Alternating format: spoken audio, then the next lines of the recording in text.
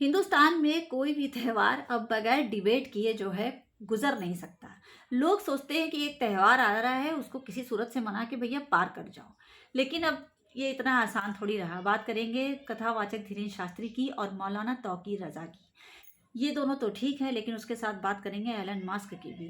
अब आप सोच रहे होंगे कि धीरेन्द्र शास्त्री और तौकीर रज़ा ने तो ज़रूर कुछ ना कुछ दिवाली फेस्टिवल पे बात की होगी, डिबेट की होगी, लेकिन एलन मस्क को क्या प्रॉब्लम हो गई? ऐसा नहीं है। एलन मस्क के बारे में हम आपको आखिरी में बताएंगे, लेकिन सबसे पहले आपको बताएंगे कथावाचक धीरेन्द्र शास्त्री और मौलाना तौकीर रज़ा की डिबेट आखिर किस चीज़ पर हुई है, क्यों हुई है। आप सुन रहे हैं MTS वाइस 24 को, और आपका बहुत बहुत वेलकम है इस दिवाली के साथ। बात करते हैं धीरेन्द्र शास्त्री की। धीरेन्द्र शास्त्री और तौकीर रज़ा जो है पटाखे को जलाए जाने पर लेकर के बहुत बड़ी डिबेट में जो है फंस गए हैं। मार लड़ाई कर रहे हैं, जबरदस्ती त्यौहार को जो है ख़राब कर रहे हैं, जो कि ये सब चीज़ें हमें बिल्कुल अच्छी नहीं लगती हैं।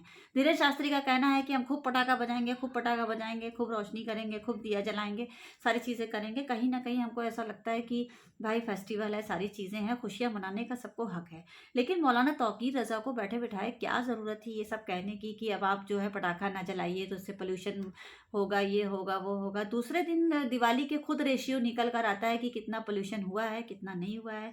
लेकिन मौलाना तौकीर रज़ा एक ऐसा नाम है कि उनकी डिबेट को, उनकी इस बात को जो है पकड़ा जाएगा, क्योंकि उनको इस तरह की चीज़ें बिल्कुल से नहीं कहनी चाहिए। क्योंकि पटाखा जलाना कोई ऐसी बात नहीं है कि कोई बहुत गलत है, लेकिन हाँ, उस चीज़ को थोड़ा कम किया जा सकता है, थोड़ा कम पोल्यूशन वाले पटाखे जलाए जा सकते हैं। इस टाइम कथावाचक धीरेन्द्र शास्त्री और मौलाना तौकीर रज़ा जो है दोनों दिवाली के इस खूबसूरत मौके पर जो है भिड़े पड़े हैं, जिसका कोई फ़ायदा नहीं होगा।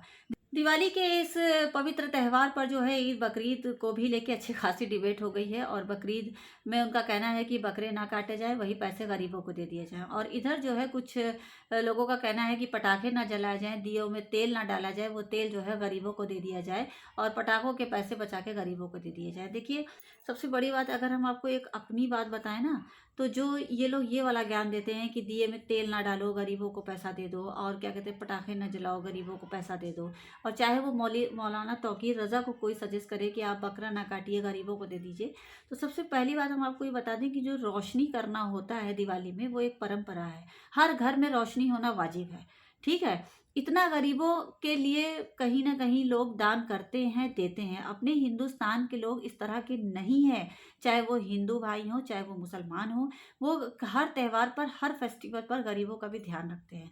क्या कोई अपनी दिए की एक एक कटोरी पलट के हिंदुओं के घर तेल भरेगा? ऐसा नहीं है। आप इस चीज़ को पहले कर सकते हैं, त्यौहार शुरू होने से पहले, कि आप उतना हिस्सा जो आपको देना है गरीबों को, वो आप दे के आप त्यौहार मना सकते हैं। लेकिन ये कहना कि कोई दिया ही ना जलाए, तेल ही ना डाले सब, और कोई गरीबों के लिए कुछ नहीं कर रहा है, तो ये बातें हमें समझ में नहीं आती। और रही जहाँ तक बकरीद की बात, तो बकरीद का भी जिक्र कर ही दे रहे हैं, जबकि दिवाली से बकरीद अभी बहुत दूर है।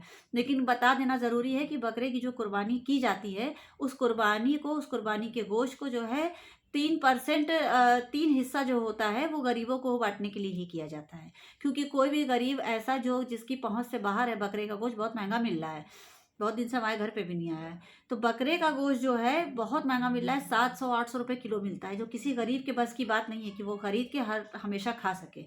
तो वो उसके लिए कुर्बानी की जाती है, और वो जायज़ जगह पहुँचती है। और हमें ऐसा लगता है कि दिवाली में भी हर तरह का दान पुण्य लोग करके, सारी चीज़ करके तब दिवाली मनाते हैं। इस इसलिए मौलाना तौकीर रज़ा और कथावाचक धीरेन्द्र शास्त्री को लड़ाई नहीं करनी चाहिए, कोई डिबेट नहीं करनी चाहिए। अच्छे से दिवाली के फेस्टिवल को सेलिब्रेट करना चाहिए। साथ ही इसके एक गंभीर मामला और चल रहा है इस टाइम मार्केट में, कि लोग जगह जगह कुछ कुछ चुने हुए लोग, सारे हिंदू भाई नहीं, ये कह रहे हैं कि कुछ चुने हुए ऐसे जो देश में माहौल ख़राब करते हैं, उनका कहना है कि जो है आप मुसलमान की दुकान से कोई सामान मत खरीदिए, दिवाली मनाइए, दिया मत खरीदिए कहीं से, मुसलमान से, किसी से जो है वो मतलब इस तरह का तेल मत खरीदिए। जो भी दिवाली पे सामान मिलता है, खिलौने, चीनी के खिलौने मिलते हैं, मिट्टी के बर्तन मिलते हैं, हमारे यहाँ तो बहुत अच्छा फेस्टिवल लगता है। और एक बचपन से दिवाली मेरा बड़ा फेवरेट रहा है, लेकिन सारा बवाल दिवाली पे टूट रहा है, हम देख रहे हैं। तो इस तरह की बातें जो है एकदम ये बेकार और बकवास की बात है। ये देश जो है एक लोकतांत्रिक देश है, और हिंदू मुसलमान का देश है। हिंदू मुसलमान जो है इस देश की जो है दो आंखें हैं, और दोनों को जो है, दोनों की तुलना नहीं की जा सकती है। तो इस तरह की बातें जो लोग करते हैं नफरत फैलाने वाली, आप उन पर बिल्कुल ध्यान मत दीजिए। अपने मुसलमान दोस्तों के साथ आप पटाखे जलाइए, मुसलमान दोस्तों के साथ दीप जलाइए, और मुसलमानों को भी जो है अपने हिंदू भाइयों को कोऑपरेट करना चाहिए, क्योंकि बहुत सारे कुम्हार ऐसे हैं जो आज की डेट में दिया बना रहे हैं, मिट्टी के खिलौने बना रहे हैं, सिर्फ इसी आस में कि वो हमारे हिंदू भाई खरीदेंगे और उससे जो है फेस्टिवल मनाए जाएंगे। तो ये सब जो गलत सलत इधर उधर के संदेश आते हैं, इनमें नहीं पढ़ना है, और ये सब बेकार की डिबेट में भी आपको नहीं पढ़ना है, क्योंकि दिवाली जो है अभी आई है और अब फिर अगले साल ही आएगी, क्योंकि इसके बाद आएगी नहीं। हम ये देख रहे हैं सब पटाखे की बात कर रहे हैं, पोल्यूशन की बात कर रहे हैं, दिया दीप दिवाली तेल की बात हो गई भैया, मिठाई की बात किसी ने नहीं किया, ठीक है। और हमें जो है मिठाई सबसे ज़्यादा पसंद है, हमें दिवाली इसीलिए पसंद है कि हमें ऐसा लगता है कि हमें बिन कहे कोई एक डिब्बा मिठाई पहुंचा दे। लेकिन अब ये सब तो मामला कोई बात उठा ही नहीं रहा है मेरी तरफ से। खैर चलिए, कोई बात नहीं है, मिठाई तो कहीं ना कहीं से उपहार में आ ही जाती है, इतने सारे अच्छे दोस्त और फ्रेंड्स मिलने वाले और जानकार लोग हैं। लेकिन जो बातें अभी इससे पहले हमने कही है, आपको उस पर ध्यान देना है। और धीरे कथावाचक धीरेन्द्र शास्त्री और इनका जो मौलाना तौकीर रज़ा हैं, इनको आप ध्यान मत दीजिए। अब आप ध्यान दीजिए एलन मास्क की तरफ। एलन मास्क जो है 2024 में दिसंबर के महीने में अपना एक टेस्ला पाई करके मोबाइल जो है लॉन्च कर रहे हैं। टेक्सा पाई मोबाइल की भैया बड़ी हम तारीफ सुन रहे हैं कि इसको जो है चार्जिंग से चार्ज नहीं करना पड़ेगा। इसकी मतलब दो बहुत बड़ी तारीफें हैं कि आपको इसकी चार्जिंग प्रॉब्लम को लेकर के अब भटकना नहीं पड़ेगा, क्योंकि जब हम लोग कहीं जाते हैं तो सबसे पहले अपना चाहे कपड़ा भूल जाए लेकिन मोबाइल और चार्जर पहले लोग बैग में रखते हैं ना। तो अब वो नहीं, आपको ज़्यादा ध्यान देना पड़ेगा। अगर आप टेक्सा पाई फ़ोन लेते हैं तो उसके लिए आपका फ़ोन जो है वो सूरज की रोशनी से अपने आप खुद ब खुद चार्ज होता रहेगा। सोचिए कितना आनंदित पल होगा वो। फ़ोन अगर आपकी जेब में भी रखा है तो भी टेक्सा पाई मोबाइल जो है अपने आप चार्ज हो जाएगा। और एक सबसे बड़ी समस्या जो कि हर घर में समझ लीजिए, इंटरनेट को रिचार्ज कराने के लिए अच्छी खासी बात और बहस होती है, लड़ाई हो जाती है, तब जाके तो फ़ोन रिचार्ज होता है। तो इसमें इंटरनेट का मामला जो है आपको बता दें कि इंटरनेट भी टेक्सा पाई के एक सेट किए हुए सैटेलाइट से हमेशा वो इंटरनेट आपको मिलता रहेगा, चाहे फिर आप धरती पे हों या फिर आप चाँद पर चले जाएँ। तो ये मामला है आपका जो मोबाइल लॉन्च हो रहा है एलन मास्क की तरफ से। तो आपको अब समझना ये है कि एक दो बड़ा मैटर सॉल्व हो रहा है, जिसके लिए घरों में समझ लीजिए अच्छी खासी लड़ाई हो जाती है। एक चार्जर, मेरे घर में तो अक्सर ऐसा होता है कि जहाँ किसी का चार्जर खोया एक अच्छा खासा बवाल आ जाता है ना। एक चार्जर की प्रॉब्लम और दूसरा एक इंटरनेट की प्रॉब्लम। तो इंटरनेट चलता रहेगा और आप पृथ्वी के किसी भी गोले पर हैं तो आप इंटरनेट का आनंद ले सकते हैं।